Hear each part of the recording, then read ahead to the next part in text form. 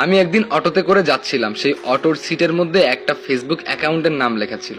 বিষয়টা খুব ইন্টারেস্টিং লাগলো। তারপরে আমি ফেসবুকের মধ্যে সার্চ করলাম, সার্চ করে আইডি অনেকগুলোই আসলো ওই নামে, কিন্তু আমি উড়াধুরা ফ্রেন্ড রিকোয়েস্ট দিলাম, দিয়ে ওই সিটের মধ্যে যে নামটা লেখা ছিল ওটার একটা পিক তুললাম, পিক তুলে প্রত্যেকটা আইডিতে হ্যালো হাই লিখে পাঠিয়ে দিলাম।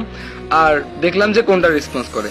তবে দেখতে দেখতে না অনেকগুলো আইডি চলে আসলো, তবে একটা আইডি খুব তাড়াতাড়ি রিপ্লাই দিল। তারপরে আমি সঙ্গে সঙ্গে পিকটা তুলে পাঠিয়ে দিলাম। এরপরে সে বলল যে আপনি এটা কিসের পিক দিলেন? তখন আমি বললাম এটা হচ্ছে আপনার আইডির নামের পিক, আমি এই সিটের মধ্যে লেখা পেয়েছি, তাই আমি আইডি সার্চ করে আপনাকে নক করলাম। তখন আমাকে বললো যে না ভাইয়া, সরি আপনার হয়তো বা কোথাও ভুল হচ্ছে, আমি এরকম করে আমার আইডির নাম লিখিনি, হয়তো বা অন্য কেউ লিখছে, আমার নামে অনেক মানুষই তো আছে তাই না? তখন আমি বললাম যে হ্যাঁ হয়তো বা হবে। যাই হোক, 2-3 দিন পর হঠাৎ করে সেই নামের একটা আইডি থেকে রিপ্লাই আসলো। তো তখন আমি মজা করে সেই পিকটা পাঠিয়ে দিলাম। তারপরে সেই পিকটা দেখার সঙ্গে সঙ্গে সেই ব্যক্তিটি অবাক হয়ে গেল। তারপর আমাকে বলল, ওয়াও, আপনি আমার আইডির নামটা এই জায়গায় পেয়েছেন? হ্যাঁ, আমি লিখেছিলাম অটোর মধ্যে, আমার মনে আছে। তখন আমি বললাম যে ও আচ্ছা, তাহলে আপনি। যাই হোক, অনেক ভালো লাগছে আসলে, বিষয়টা আমার কাছে খুব ইন্টারেস্টিং লাগছে জন্য আপনার আইডিটা সার্চ করে আপনাকে নক করলাম। যাই হোক, আপনাকে যদি দেখতে পেতাম তাহলে অনেক ভালো লাগতো আমার। তো সঙ্গে সঙ্গে না 4-5টা পিক পাঠিয়ে দিল। আমি পিকগুলো দেখে থ লেগে গেলাম।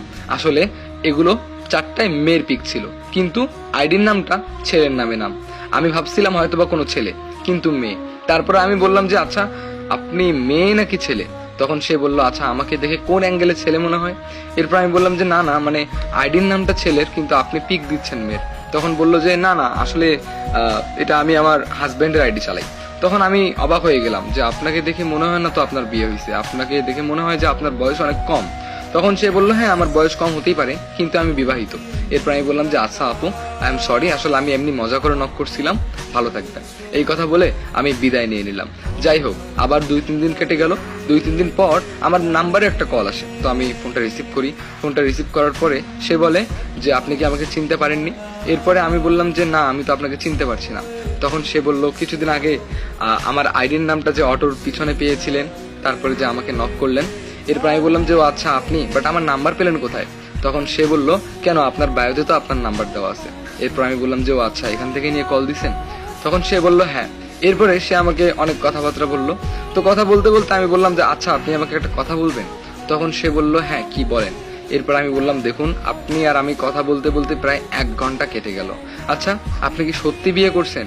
আর বিবাহিত মানুষ এত কেন সময় দিচ্ছেন আমাকে? আমি বুঝলাম না বিষয়টা। আপনার হাজবেন্ড কোথায়? আপনার হাজবেন্ড কি রাগ করবে না? তখন সে বলল আসলে আপনি একটা গাধা, আমি পড়ি ক্লাস 10-এ আর আমার বিয়ে হবে? পাগল। এই কথা বলে ফোনটা রেখে দিল। আমি অবাক হয়ে গেলাম, মানে কেমন যেন একটা অদ্ভুত